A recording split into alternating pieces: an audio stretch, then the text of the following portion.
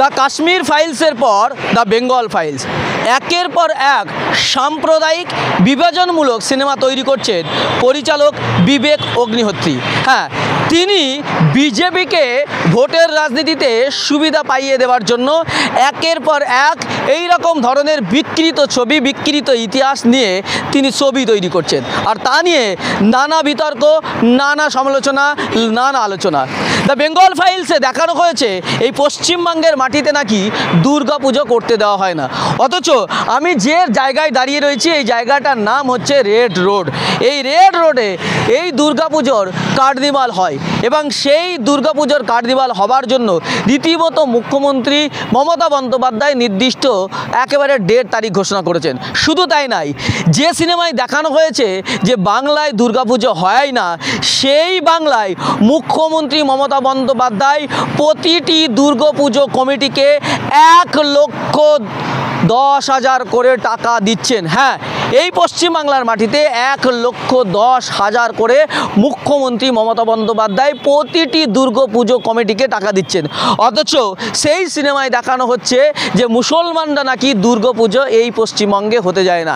এটা নাকি সেই সিনেমায় দেখানো হচ্ছে যে কাশ্মীর বা পাকিস্তানের একটা অংশের মতোই বাংলা চলছে। হ্যাঁ, মুসলমানরা নাকি এখানে হিন্দুদের কচু কাটা করে, রাত দিন তাদেরকে মারধর করে, তাদেরকে একেবারে ধ্বংস করে দিচ্ছে। এই রকম ধরনের বিকৃত ইতিহাস নিয়ে বিকৃতভাবে সিনেমা তৈরি করা হয়েছে, ইতিহাসকে বিকৃত করে।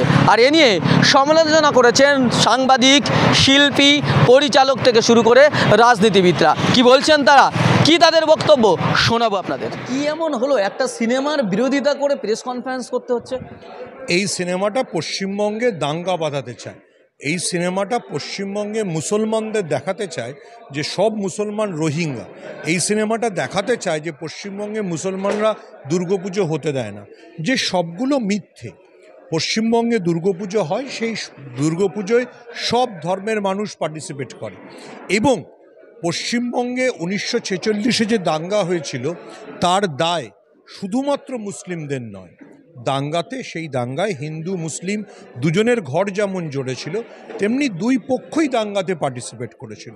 দাঙ্গাতে যতটা ভূমিকা ছিল মুসলিম লীগের, ততটাই ভূমিকা ছিল হিন্দু মহাসভা। আমরা সেই কথাগুলো মনে করিয়ে দিতে চাই। আমরা বলতে চাই, ইতিহাস বিকৃত করে পশ্চিমবঙ্গে মুসলমানদের দ্বিতীয় শ্রেণীর নাগরিকে পরিণত করা যাবে না। পুজোর সময় দাঙ্গা বাঁধানো যাবে না।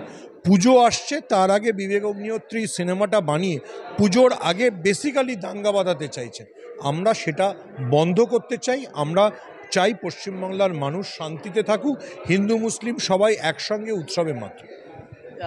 বিবেক অগ্নিহোত্রী তিনি বলছেন যে মৃণাল সেনের বাংলায়, যেখানে গোটা বিশ্ব যাদেরকে চেনে, সেই পরিচালকদের বাংলায় আজকে আমাদের ট্রেলার লঞ্চ করতে দেওয়া হচ্ছে না। ওনার যদি ট্রেলার লঞ্চে অসুবিধে হতো, উনি শুভেন্দু অধিকারী বা রুদ্রনীল ঘোষের বাড়ি চলে গেলেন না কেন? ওনার পাশে শিশির বাজুরিয়া ছিলেন, শিশির বাজুরিয়া বাড়ি চলে গেলেন না কেন? উনি মিথ্যে বলছেন, নাটক করে প্রচার পেতে চাইছেন। এবং তার চাইতে আরও গুরুত্বপূর্ণ প্রশ্ন, মৃণাল সেন, সত্যজিৎ রায় এদের নাম বা ঋত্বিক ঘটকের নাম নেওয়ার অধিকার অগ্নিহোত্রীর নেই।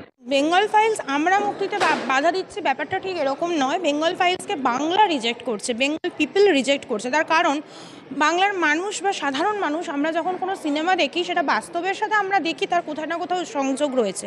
কিন্তু এই যে সিনেমাটা হয়েছে বেঙ্গল ফাইলস, বিবেক অগ্নিহোত্রী, এটা সম্পূর্ণ আরএসএসের প্রোপাগান্ডা পশ্চিমবাংলার বুকে এস্টাবলিশড করবার জন্য উনি এই সিনেমাটা বানিয়েছেন। এখানে দেখানো হয়েছে যে দুর্গা ঠাকুরকে পোড়ানো হচ্ছে। এটা তো হয় না।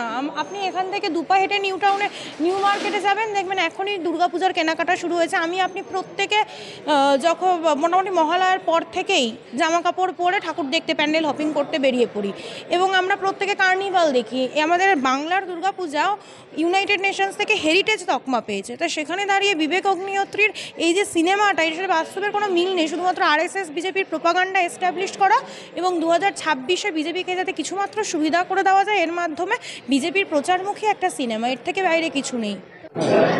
আপনি নিজে একজন পরিচালক হয়ে একটা সিনেমার বিরুদ্ধে আজকে প্রেস কনফারেন্সে হাজির কেন? একটা প্রেস কনফারেন্স সিনেমার বিরুদ্ধে, মানে সিনেমা এটা তো ভুল, একটা ভুল সিনেমা, একটা রাজনৈতিকভাবে তৈরি করা সিনেমা এবং পশ্চিমবঙ্গ মাননীয় মুখ্যমন্ত্রীকে ছোট করার জন্য ওরা উঠে পড়ে লেগেছে। সেটা আমরা প্রতিবাদ করব না? আমি নিজে জায়গায় সিনেমা মেকার হয়ে আমি তো বুঝতে পারছি ট্রেলারটা দেখে যে পুরো উদ্দেশ্যভাবে ট্রেলারটা তৈরি করা করে চালানো হয়েছে, এবং এটা মানে যে সেন্সার যে কোনো আপত্তি থাকে সেই সব সংলাপ এই ট্রেলারের মধ্যেও আছে। আমি তো পুরো ছবিটা দেখিনি, দেখলে বুঝতে পারতাম। কিন্তু এগুলো পুরোপুরি প্রি প্ল্যান। এটা বাংলাকে ছোট করো, মুখ্যমন্ত্রীকে ছোট করো, করে ওরা ফায়দা নেবে, হিন্দু মুসলমানদের মধ্যে সংঘাত শুরু করে দাও, যেটা খুব সহজভাবে মিডিয়া থেকে প্ল্যান করে সাধারণ মানুষের কাছে ঢোকার চেষ্টা করছে, কিন্তু সেটা বাংলাও পারবে না। মানে এই সিনেমাটা কি উদ্দেশ্য প্রণোদিতভাবে বানানো? 100 বার ফুল প্ল্যান। ও 2 বছর ধরে প্ল্যান করেছে। ডিরেক্টর কালকে বলছে যে আমার টিম এসছে পশ্চিমবাংলায় ঘুরে, আমরা হোমওয়ার্ক করে ছবি করেছি। কি হোমওয়ার্ক করেছে সেটা তো বোঝা যাচ্ছে। দুর্গা ঠাকুর জ্বলছে, এটা হোমওয়ার্ক। অভিযোগ করছেন যে সত্যজিৎ রায়ের যে বাংলা, সেই বাংলায় আমার ছবির ট্রেলার প্রকাশ করতে দেওয়া হলো না। সেটা ওই জানে কেন ট্রেলার প্রকাশটা হলো না। মমতা ব্যানার্জি তো ওকে ট্রেলার প্রকাশ করতে বাধা দেয়নি না, আমরা টালিগঞ্জ থেকে আমরা শিল্পীরা গিয়ে বাধা দিয়েছি। ও কেন 5 তারা হোটেলে গিয়ে করতে গেল, কেন পারলো না সেটা ওই বুঝবে। ও যা বলছে লোকটাই শুনছে। এখন ও যদি মোদী সরকার মানে আমাদের প্রধানমন্ত্রী হয়ে যায়, ও একজন ডিরেক্টর হয়ে, তাহলে তো আর কিছু করার নেই।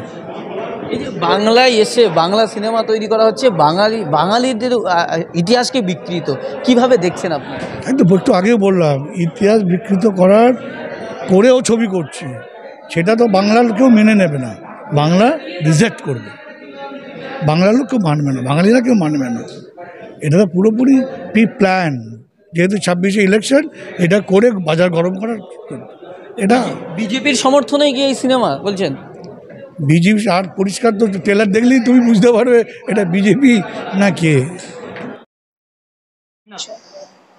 না, প্রথমত হচ্ছে যে একজন, যদি আমি এরকম একজন মানুষ হই যে আমার সমাজের প্রতি দায়বদ্ধতা আছে, আমি প্রথমত মনে করি যে একজন নির্মাতা বা একজন পরিচালক যে ছবি বানাবে তার সমাজের প্রতিও কিন্তু একটা দায়বদ্ধতা থাকবে। আমি এমন একটা ছবি বানাবো না, বা আমি এমন একটা গান লিখবো না যেটা সমাজের পক্ষে বিপজ্জনক হয়ে উঠতে পারে। আমি প্রথমত মনে করি যে একজন পরিচালক তিনি সমাজের একজন মাস্টারমশাই। ফলে আমি কোনোভাবেই এটা মনে করি না যে শুধু ছবি বানিয়ে দিলাম এবং সেখানে ছবির মধ্য দিয়ে আমি আরও কিছু নেগেটিভ বা নেতিবাচক দিকগুলোকে আমি তুলে ধরলাম।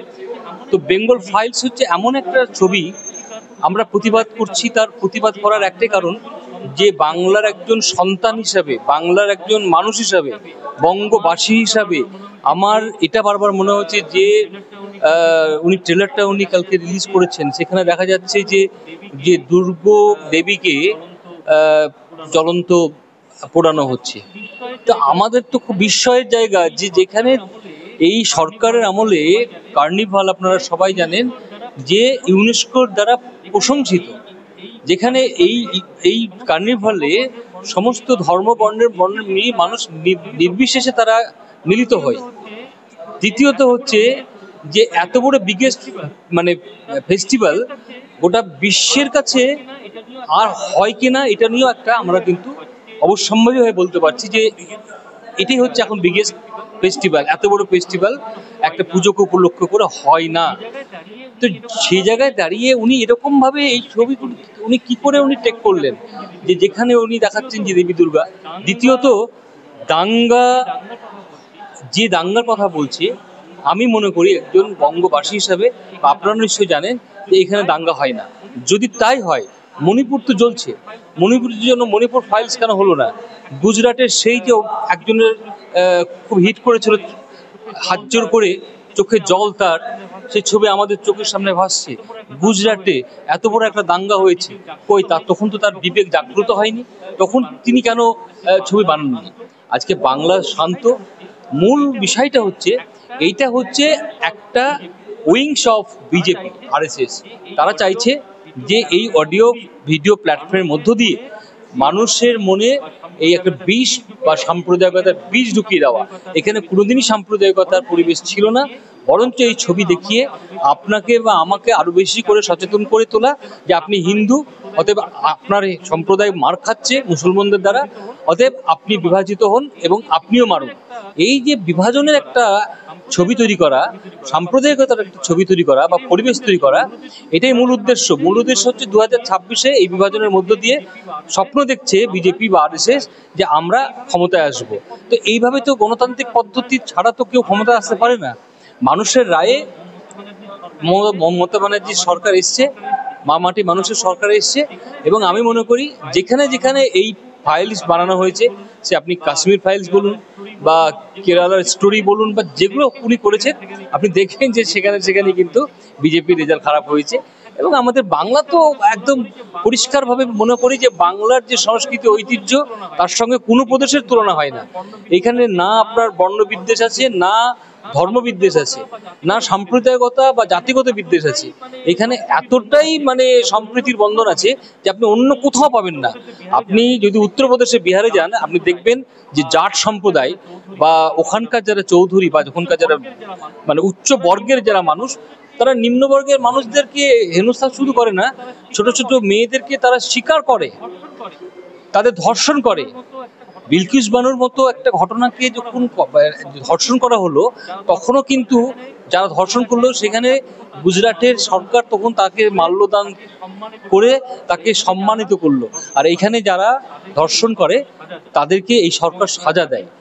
এবং আপনারা জানেন যে আরজি করের ইস্যুতে এখানকার সরকারই বলেছিল প্রথম যে এইটা তদন্ত চাই, এবং সেই তদন্তে তারা বিভিন্ন রকম ভাবে, শুধু তাই নয়, আর একটা প্রসঙ্গ বলে রাখি, এটা একটা তাদের একটা উইংস এই অডিও ভিডিওর মধ্য দিয়ে মানুষকে আরো বিভাজিত করা।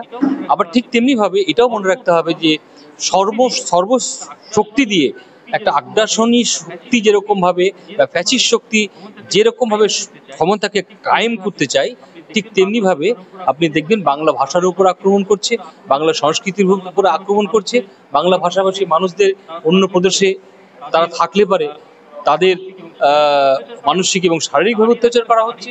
দাড়ি রাখলে, দাড়ি তো রবীন্দ্রনাথ ঠাকুর রেখেছিলেন। মুসলমানের পরিচয় তো শুধু দাড়ি রাখার মধ্য দিয়ে নয়। একটা ইমানদার মানুষ, যে মৌলবী, যে 5 ওয়াক্ত নামাজ পড়ে, তার যদি মানে একজন সঠিক ইমানদারি মানুষ, মুসলমান মানুষ যে 5 ওয়াক্ত নামাজ পড়ে, তার সময়টা এমনভাবে বেঁধে দেওয়া হয়েছে ফজরের নামাজ থেকে শুরু করে মাগরিবের নামাজ পর্যন্ত, যে ওই 2 ঘন্টার পর, এই 2 ঘন্টার মধ্যে উনি খারাপ চিন্তা করতে পারেন না। একজন খুব ইমানদার যদি মুসলমান কেউ হয়, তো সে এইখানে সমস্ত জাতি বর্ণ ধর্ম নির্বিশেষে সবাই একসঙ্গে বসবাস করছে। আমরা ছোটবেলা থেকে আমরা নিজেরা দুর্গোৎসবে, আমি নাজমুল হক দুর্গোৎসবে আমি অনুষ্ঠান করে থাকি, আমি নিজে গান লিখি যে যারা ধর্ম ধাঁধায় দাঙ্গা বাঁধায় মানুষ মারে ভাই, আর মানুষ ভালোবাসতে শেখায় মমতার বাংলায়। আমি একই সাথে আজান শুনি শঙ্খধ্বনি, গীতা বাইবেল বেদ কোরআন পূর্ণ প্রেমের বাণী। এটা আমারই লেখা। আমি বলি যে যীশুখ্রিস্ট চৈতন্যদেব, নবী মোহাম্মদ কেউ বলেনি ধর্মের কারণ মানুষ করবত। আমি সাচ্চা মুসলমান, আমি মানুষ শুধুই জানি বা মানুষ কি মানি, গীতা বাইবেল বেদ কোরআন পূর্ণ প্রেমের বাণী। আমি ঈদগাহায় নামাজ পড়ি, দুর্গা পূজায় সাজি, আর খ্রিস্টমাসের বড়দিনে চার্চে যেতেও রাজি। আমি সকল জাতির ভাইকে আমার স্বজন বলেই জানি। ফলে এই সকল জাতি ভাষাভাষীর মানুষের বাংলা, সেখানে কোনো সম্প্রদায়গতভাবে সাম্প্রদায়িকতা নেই, কোনো উস্কানিমূলক বিষয় নেই, কোনো জাতির প্রতি আক্রমণ নেই। ফলে এই ছবি মানুষ প্রত্যাখ্যান করবে, মানুষ প্রতিবাদ করবে, পথে নামবে, আপনারা মিলিয়ে নেবেন। কারণ এইটা করা মানে হচ্ছে সামগ্রিকভাবে বৃহত্তর বাংলা